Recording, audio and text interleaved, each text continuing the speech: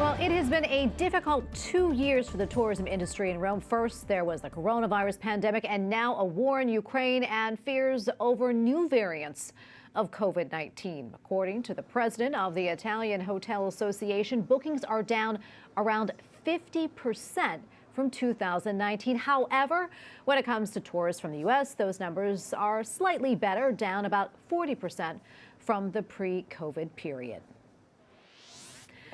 Joining us now from Rome is Teresa Tomeo, founder of Tease Italy Travel Consulting Services and radio host of EWTN's Catholic Connection. Teresa, great to see you. I know you're in Rome.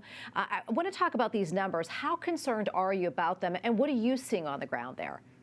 Well, what we're seeing is I say, good news. We just wrapped up a pilgrimage, Tracy, with 40 people from all over the United States of America. Such a wonderful group of people. We began almost 2 weeks ago, way up north in Milano. We went to Florence, we went to Siena, Assisi, all the way down to San Giovanni Rotondo in the south, in the region of Puglia, the heel of Italy, and then back up here in Rome. And they've had a marvelous time, and they are all so glad that they made the effort. I think back home in the States, there is some concern, and we even had people ask us, well, what impact would the situation in Ukraine have? But really, it's so far away from here in Italy. It's just been wonderful. And again, as you and I spoke last fall, I believe it was, when I was here the last time, I think it was back in November, now is really a very good time to travel in Italy and really all of Europe because of the situation with the lack of crowds. And I was telling one of your producers, Matteo, the last time, I can't remember the last time that I've been able to sit in front of the David in Florence for 45 minutes. It was amazing. And also Assisi was just so peaceful. I mean, it's a peaceful town anyway, but without the throngs of tourists, it was just simply amazing. So we moved around Italy very freely, and the restrictions are dropping day by day, and there's going to be more changes by the end of the month and the start of April. So far, things are looking very, very good from my perspective here on the ground in Italy. Yeah, and the weather, as you said earlier when we were talking, is just beautiful, too. Can you talk about the number of people that you're seeing in your pilgrimages as before the pandemic? About the same? How are the numbers there? I would say it's about the same. I mean, 40 to 50 people for one pilgrimage is a real good number. Sometimes in the past, we have had two buses. And, for example, my partner, Steve Ray, with Footprints of God, with whom I was working on this pilgrimage, he often takes 2 or 3 buses to Israel.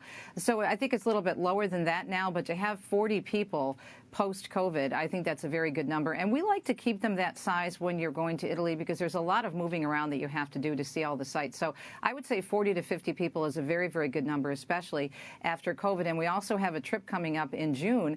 We're going to be up in Oberammergau, Germany for the Passion Play. And then we're also going to be going to Switzerland and then down to Milan. And we have 2 buses actually for that trip. And it's very exciting because many of these trips that we're doing now were trips that were delayed, completely canceled and postponed because of COVID in 2020. But there's a real interest of people trying to get on now to some of these trips because they're just really aching to get out and travel. Yeah. Can you talk about maybe some of the highlights that you'll see along the way during those trips, or maybe any future trips that you have planned for Italy? Sure. Well, for Oberammergau, we start up in Oberammergau, Germany for the Passion Play, and then we go to parts of Germany, the very Catholic parts of Germany, a little bit of Austria, then down to Lugano, Switzerland, and then coming down to Milan, ending in Milan, which is such a beautiful city. You have the Duomo, you have the Last Supper, you have so much to see there. Not far from Milano is Pavia, which is where St. Augustine is buried. We actually stopped there on this trip. And then in November, we're right now planning another trip, which is going to be based here in Rome with one night in Assisi. And we're going to concentrate on the area around Rome, which is just so lovely. There's many small lakes and castles and places you can go to have different experiences, maybe a cooking class. There's also a lot of different churches that a lot of people don't go to in these areas. And, of course, there's such a Catholic connection to all of these places. So it's going to be a little bit of a shorter trip, but that's in the planning stages right now. So we've got Oberammergau in June, and there's actually several trips that my partner Steve Ray is taking to Oberammergau. I'm doing one in June with him, and then we're looking, myself and my husband, to do a trip back to Italy in November. Teresa, before I let you go, what would you say to folks who maybe are interested in going on a pilgrimage? Maybe they're, on the fence about it. What would you tell them? I would say, and you and I have talked about this, I think, many times when I was on with you in June and in November and now today, Tracy, I would say now is a great time. Again, being able to sit in front of the tomb of St. Francis and not be rushed out, to be able to sit and really admire the David for over 40 minutes. I've been to Rome so many times, and that's never happened to me. And to go into the Vatican without any lines and to spend more time in the Sistine Chapel.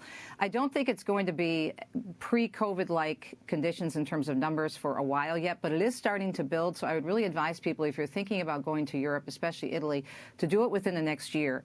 No longer than that, maybe I think in 2 years they'll start seeing those pre-COVID numbers again, because it's such a beautiful place to be.